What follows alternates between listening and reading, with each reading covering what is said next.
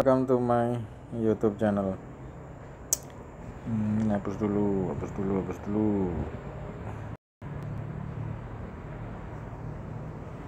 Jadi market itu sangat jarang sekali dia akan membentuk satu fase yang namanya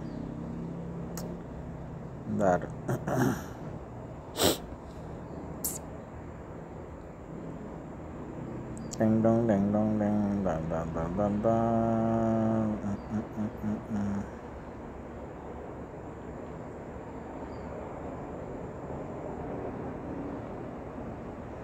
ini aja. Sangat jarang market tuh bentuk fase seperti ini. Dan ini back to oke. 3 ini aja cukup. Jadi biasanya kalau ada order block, di sini ada order block ya.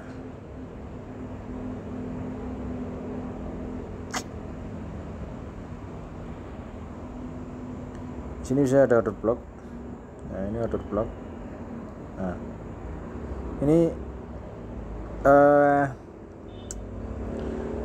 cukup jarang market itu dari sini kembali ke harga ini, ya toh? Terus kemudian dia naik lagi seperti ini. Ini cukup jarang sekali. Bisa kembali ke box grey ini sangat jarang sekali terjadi di market itu. Yang sering terjadi adalah ini malah di sini separuh ini. Jadi ini separuhnya.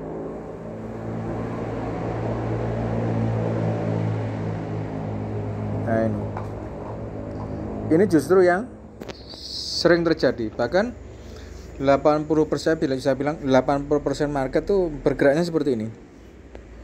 Ya. Ini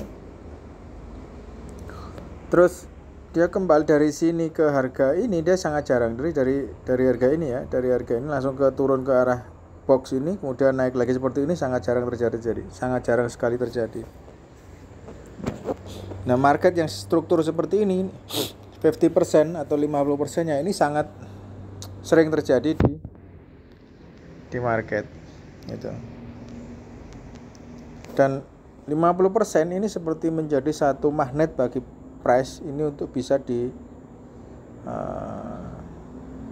kembali lagi ke harga itu. Jadi ini contoh ini aja ini.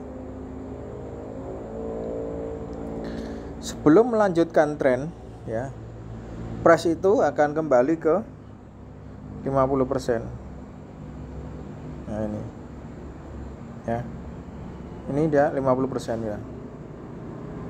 Terus kemudian ini ini ya, ini 50% lebih ya. Jadi yang saya bilang market seperti ini tadi sangat jarang memang terjadi. Back to kembali ke gray box atau di kotak yang biru cukup jarang sekali terjadi. Seperti ini sangat jarang sekali terjadi ya. Tapi kalau market itu kembali ke 50% itu sangat sering terjadi, sangat sering gitu. Nah, ini dari sini kan. Nah, ini 50% kan. Dia kembali ke 50%. Sebelum nanti dia naik lagi gitu, ya kan? Dia kembali ke 50% sebelum ke ini.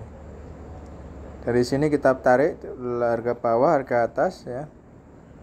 Dia sudah BMS atau break market struktur atau break of structure ya di sini, atau bahkan mungkin COC kalau dia di awal seperti ini, di awal COC seperti ini. Sering sekali terjadi seperti ini. Dia di separuh market kemudian naik ke atas ya. Nah, kalau seperti ini maka ekspektasinya kalau kita narik seperti ini, maka ekspektasinya justru kita di sini harganya adalah turun gitu. Nah, di 50% ini ekspektasinya kita turun, sehingga SL-nya bisa diletakkan di harga. Ekspektasinya seperti itu. Sehingga ini kena SL. Dua kisaran ya, kalau DH1 ya sekitar 50, 60 atau 40 sampai 60 lah kalau DH1. Ya. Nah. Jadi kita sebenarnya tinggal mengikuti aja di sini. Tinggal mengikuti pakai Fibonacci-nya, udah tancapkan aja di harga ini. SL-nya di mana? SL-nya di harga bawah gitu. Kembali ke harga ini dia buy, kembali di 50% dia buy, kemudian tancapkan ke bawah. Nah. Ini SL, ya kan? Kena SL dia. Terus kemudian ini lagi juga gitu. Ini kena SL juga, ya. Nah, kita ekspektasinya dia di 50% dia kembali ke atas tapi kena SL. Jadi bisa dibilang kalau bisa dibilang dengan risk reward 1:1 katakanlah, ya tetap kena SL ya. 3 kali SL mah di sini adalah 3 kali SL. Kalau harga seperti ini harusnya technically harusnya dia di separuh harga. Di harga ini kemudian dia naik ke atas, tapi kan nyatanya dia turun terus. Sehingga kena SL. Oke. Jadi terus kena SL terus gitu. 3 kali 1 2 3 kali kena SL terus. 2697 26 sekitar 60. Kena SL terus ini. Nah, sekarang kita ikuti aja seperti ini. Nah, ini kan ini.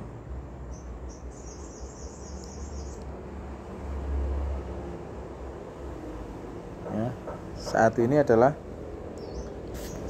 dari harga ini dia turun, ambil di 50%-nya kemudian turun. Ini planningnya emang dia turun gitu loh. Cuman kalau kita pakai indikator yang tadi, maka kalau pakai indikator di awal yang saya punya tadi indikatornya,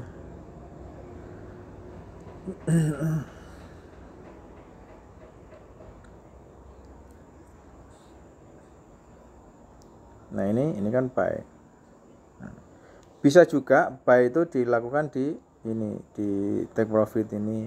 Ya, kalau dia turun lagi ke sini nanti buy lagi, atau di sini kita buy lagi. Artinya di sini kita lock. Ya, kemudian ada buy, kemudian lock lagi di harga ini. Ini bisa. Dan market biasanya rata-rata seperti itu. Artinya adalah rata-rata bergerak di 50%. Dia punya mappingnya kayak gini ya. Ini mappingnya sudah jelas. Ini mapping di sini. Kalau kita tarik garis ke bawah sini, mappingnya harus sell gitu.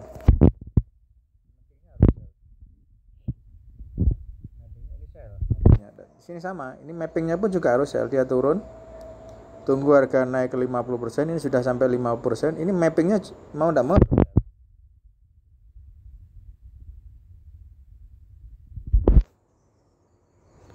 Walaupun di sini sebetulnya kita sudah mappingnya sudah benar ini.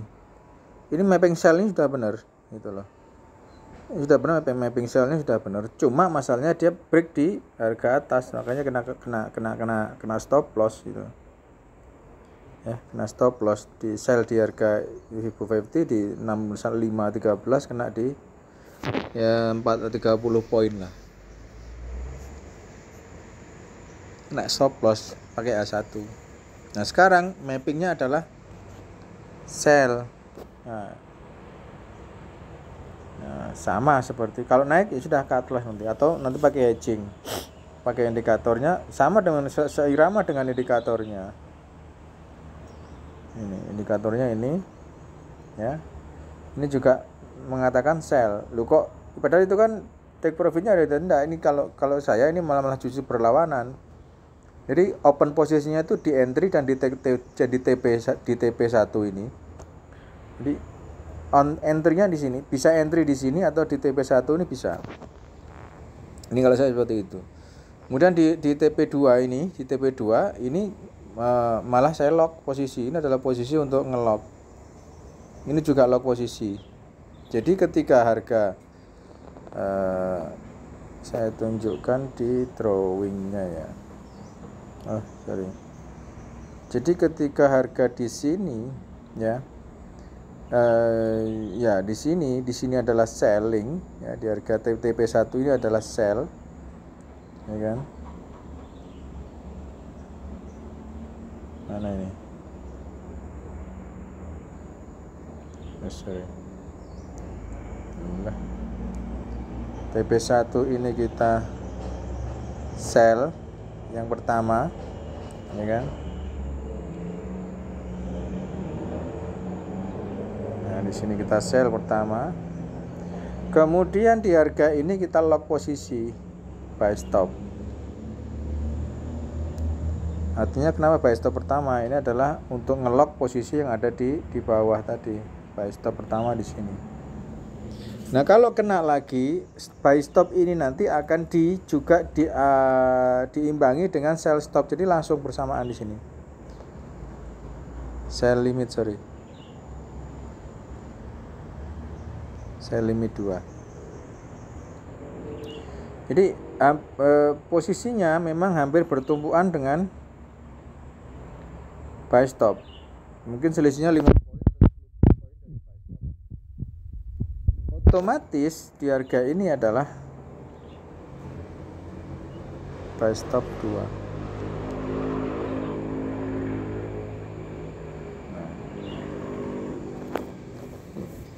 Ini cara seperti itu. Ya. Ini simpelnya sih seperti itu gitu loh. Cuman kadang kan trading kan juga tidak sesimpel itu gitu. Artinya gini, kita sudah berusaha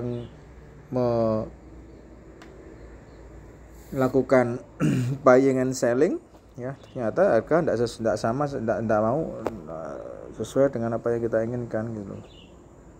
Di buy harga turun, di sell harga naik. Nah, ini sama, artinya ini sama.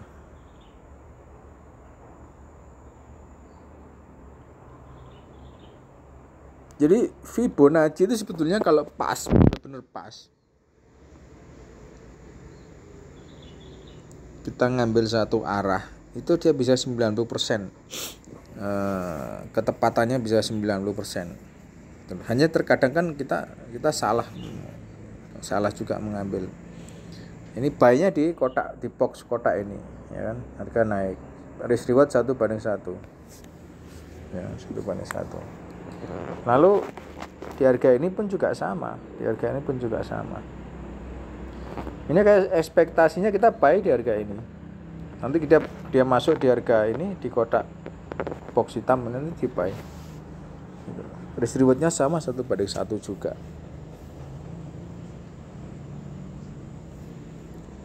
Oke. Jadi rata-rata pair itu seperti itu. Jadi dia bergeraknya. Nah, ini kan seperti yang saya bilang tadi, ini kan jarang sekali pair seperti ini. Nah, ini mendekati hampir di pucuk ya, mendekati di sini. Kemudian di area ini saya pasti nanti akan ada yang namanya imbalance. Imbalance pasti rata-rata akan terjadi yang namanya imbalance di harga ini.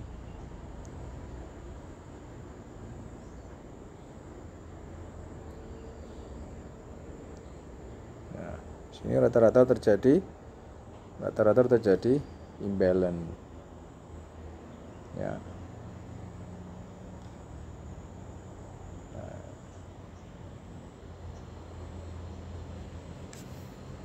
Kalau ini sudah ditutup, ini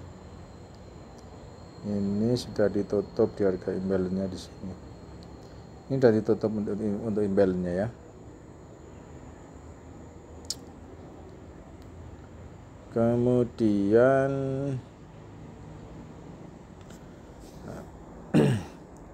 oke. Nah, seperti ini.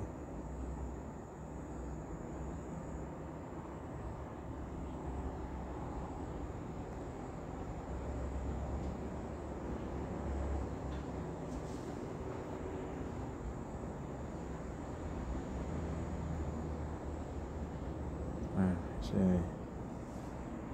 Imbalance atau fair value gap.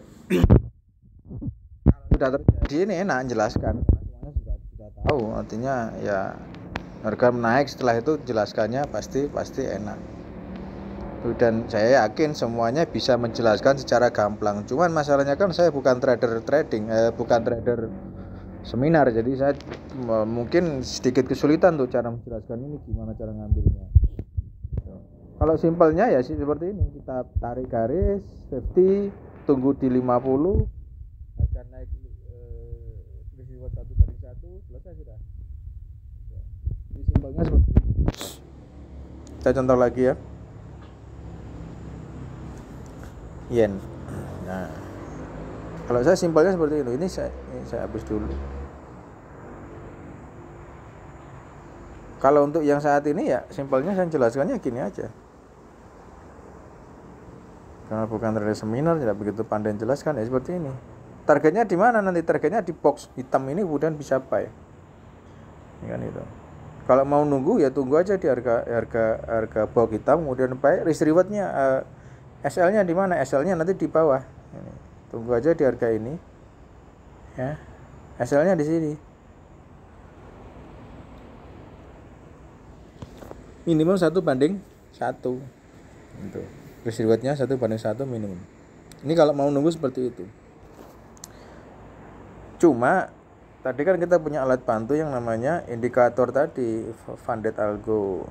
Ini indikator yang dipergunakan.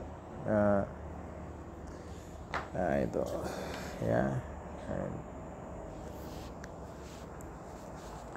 TP1 dipakai untuk buy. Entry dan TP1 ini area untuk buy. Dan TP2 ini adalah area untuk lock posisinya. Jadi kalau mau buy ya di sini 18848. Di harga sekarang ini adalah opsi buy. Kemudian locknya di 18759, hampir 100 poin. Panjang karena H1. Berbeda kalau di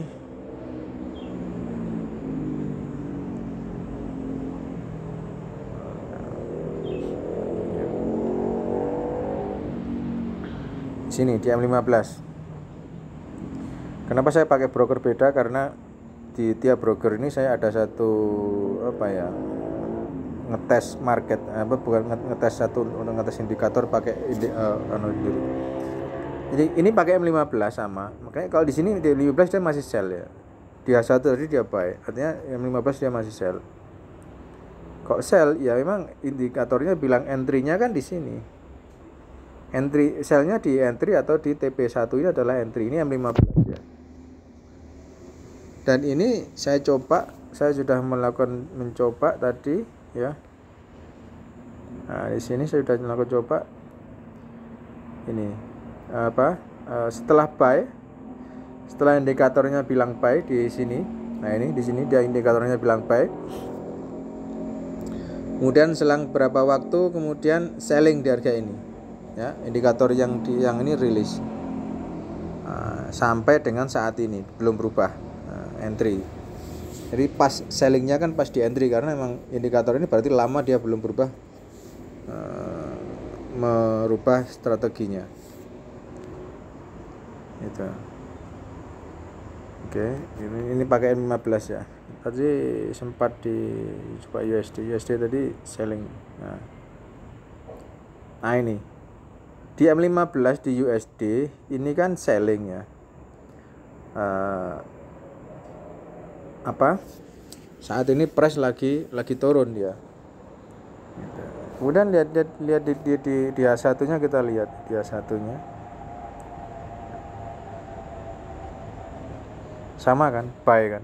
Ya, sama buy indikatornya. Jadi nanti kita persiapkan buy limit di harga 14980. TP-nya 15075, cukup panjang. Nanti SL-nya kalau mau pendek ya di sini aja SL sudah 100 poin ini. 149 enggak sampai sih, 14932. Ya 60-an lah. Itu. Karena secara teknikal memang saya melihat di sini ini loh ada box hitam ini loh. Jadi bisa jadi price ini akan kembali ke box hitam, jadi akan lebih turun terus sampai ke 14838 untuk nutup yang di box hitam ini ya.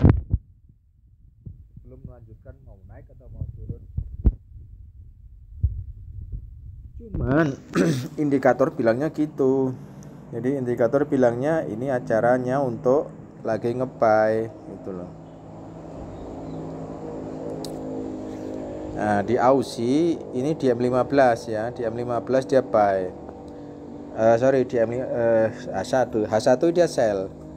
Cuma di M15, nah di M15 ini sepertinya dia masih buy ya. Ini sudah sell ya. Jadi tadi di M5 karena ini saya pakai yang di M15 ya, berarti di sini adalah selling ya, selling. Tadi kan sudah buy, harga naik. Ini M15 ini masalahnya dikit apa ya, profitnya dikit ya kalau kita pakai indikator ini.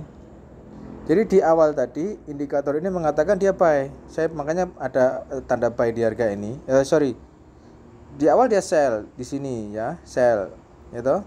Kemudian selang beberapa waktu dia berubah menjadi buy, ya kan, berubah menjadi buy di sini 6484. Nah sekarang dia ini adalah opsi untuk sell ya, untuk opsi sell. Kenapa kok sell ya, karena memang stop lossnya kan di bawah. Ini adalah untuk sell, maka kita selling di harga ini.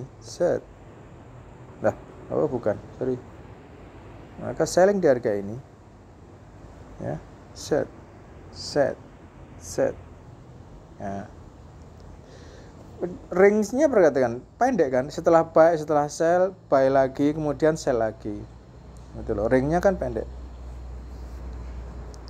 Jadi setelah di sini ada sell, dia sell ya, setelah ada sell di sini ya toh, kemudian ada indikator bilang buy lagi, terus kemudian dia mengindikasikan sell. Jaraknya kan pendek banget dia, profitnya paling cuma 6493 ya, pendek sekali, 10 poin lah, tidak sampai untuk profit 10 poin ya.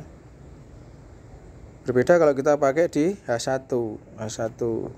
Nah, untuk H1 ini memang indikator masih mengatakan selling itu. Jadi seirama antara H1 dan M15. Terkadang kita coba lihat dulu. Nah, ini apa ini kok? Ah, ini buy ya. UCAT di H1 buy, kita lihat di M15. Ya, seirama sudah. Jadi H1 dan M15 nya dia sudah seirama untuk sama-sama nge-buy. Nah, di H1 buy, di M15 juga buy. Kita lihat di NU M15, ini selling dia ya, selling, masih dalam rangka selling gitu. Jadi kalau pakai hedging, maka ini adalah opsi untuk hedgingnya.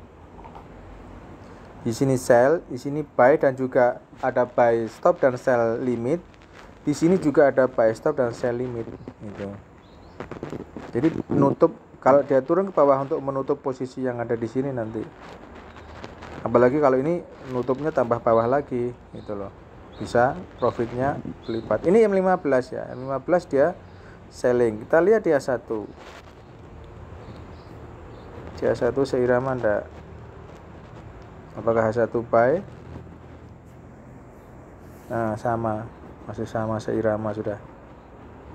Itu aja, sama-sama pressure untuk selling. Kemudian GBP USD kita lihat. Dia satunya indikatornya bilang buy ya. Indikator dia satu buy, Kemudian M15 buy apa enggak ini? Selling kan, enggak sama kan? Jadi flat lah, saya bilang antara H1 dan M15 ini harus sama. Artinya mana yang kita pilih? Ya, dua-duanya harus sama. Dua-duanya harus sama. Kalau di H1, di M15 dia bilang masih sell kan? Harga masih sell. Ini. Kalau di H1, nah kan, buy kan? Stop lossnya di atas loh ya. Gitu.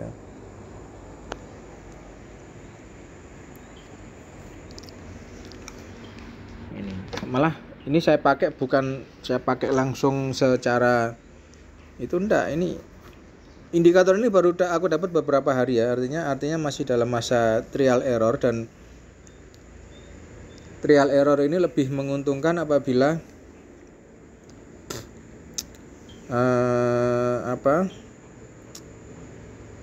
kita pakai berlawanan daripada yang dia rilis. Dia rilisnya kan gini, nah, kan harusnya kan sell dia satu rilisnya, tapi harusnya ini malah buy, itu malah buy. Makanya di M15 ini ada selling kan di sini. Nah, di M15 ini ada selling belum berubah, sama tadi. Jadi setelah ada sinyal buy, harga naik kan di sini, di 2544 naik ke 2567, dapatnya kan dikit 10-20 poin. Setelah itu rilis sell di harga 2564 sampai saat ini ya, kalau dihitung-hitung masih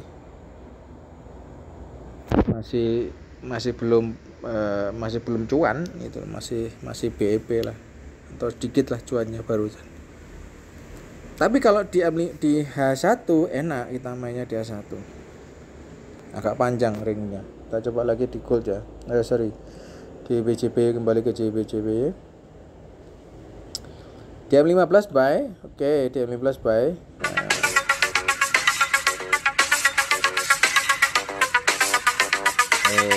Oke,